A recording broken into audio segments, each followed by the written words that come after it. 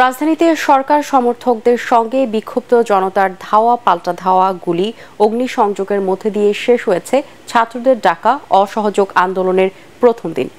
Shahbag science lab, Uttara, Mirpur, Jatrabari, Motijheel সহ বিভিন্ন স্থানে পুলিশ ও আওয়ামী লীগ নেতাকর্মীদের সঙ্গে আন্দোলনকারীদের সংঘর্ষে নিহত হয়েছেন অন্তত 7 জন। এখন পর্যন্ত পুলিশ সদস্য সহ আহত হয়েছেন 264 জন। এর মধ্যে আশঙ্কাজনক অবস্থা 4 জনের বলে জানিয়েছে হাসপাতাল কর্তৃপক্ষ। রিপোর্ট করছেন আদ্দিন সজীব। ঢাকার আকাশে কালো ধোঁয়া। অসহযোগ আন্দোলনের প্রথম দিন, সকাল থেকেই উত্তপ্ত রাজধানী। দিনের শুরুতেই শাহবাগে আওয়ামী লীগের নেতাকর্মীদের ধাওয়া দিয়ে সড়ক দখলে নেয় আন্দোলনকারীরা। আগুন দেয়া হয় বঙ্গবন্ধু শেখ মুজিব মেডিকেল বিশ্ববিদ্যালয়ের বেশ কয়েকটি যানবাহনে। ঘটে ভাঙচুরের ঘটনাও। এতে আতঙ্কিত হাসপাতালের চিকিৎসক, রোগী ও তাদের স্বজনরা। সায়েন্স ল্যাব মোড়েও বিক্ষোভকারীদের সঙ্গে ছাত্রলীগ পুলিশের ধাওয়া পাল্টা ধাওয়ায় আহত হয়েছেন কয়েকজন। সরকার বিরোধী নানা স্লোগান দিয়ে সড়ক অবরোধ করে শিক্ষার্থীরা।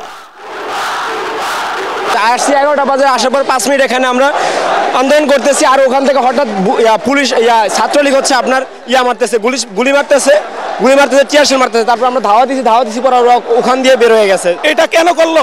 এই শান্তিপূর্ণ আন্দোলনে কেন তারা আক্রমণ করলো? এটা আমরা তীব্র নিন্দা জানাই। আমরা এই সাইড থেকে প্রথমে পুরো শান্তিপূর্ণভাবে আন্দোলন করছিলাম। ওই সাইড থেকে ছাত্রলীগের ওরা হচ্ছে হেলমেট বাহিনী, হেলমেট পরা ওরা লাঠিসোঁটা নিয়ে আসতেছিল। 100% কপার কন্ডেন্সারে তৈরি ভিশন ফ্রিজ, তাই গুণে মানে অটুট থাকে বছরের পর বছর। বাংলা মোটরেও বিক্ষুব্ধ জনতার সঙ্গে আওয়ামী লীগ ও ছাত্রলীগের নেতাকর্মীদের সংঘর্ষ বাধে। পুলিশ বক্স ও বাসে আগুন দেয় দুর্বৃত্তরা। এতগুলো রক্তের বিনিময়ে আমরা কোনো কোটা চাইনি, এখন শুধু এক দফা। এটা অবিলম্বে মানা উচিত।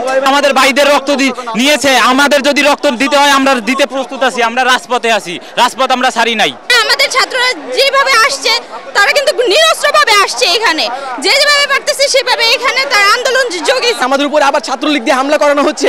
আমরা কোনোভাবে আমরা চুপ থাকবো না। আমরা এটা সঠিক বিচার চাই, আর আমাদের দাবি একটাই, এক দফা। কেন ঝরলো আমাদের ভাইদের রক্ত? আমাদের একটাই দাবি, আমরা ন্যায় চাই। যতক্ষণ পর্যন্ত পদত্যাগ না করবে আমরা আন্দোলনের মাঠ ছাড়বো না। সদরঘাটে বাংলাদেশ ব্যাংকের অফিসের সামনেও ভাঙচুরের ঘটনা ঘটে।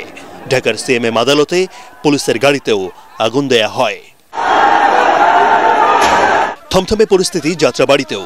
কুতুবখালীতে ঢাকা চট্টগ্রাম মহাসড়ক অবরোধ করে বিক্ষোভ করে আন্দোলনকারীরা।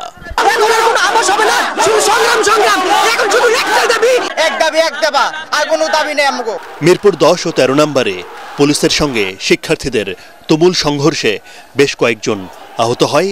দিনভর চলে ধাওয়া পাল্টা ধাওয়া। উত্তপ্ত উত্তরাও বিএনএস ভবনের সামনে শিক্ষার্থীদের সঙ্গে আওয়ামী লীগ নেতাকর্মীদের সংঘর্ষে আহত হয় কয়েকজন। নীরব ভূমিকায় দেখা যায় পুলিশকে। আদ্দিন সজীব, এটিএন বাংলা, ঢাকা।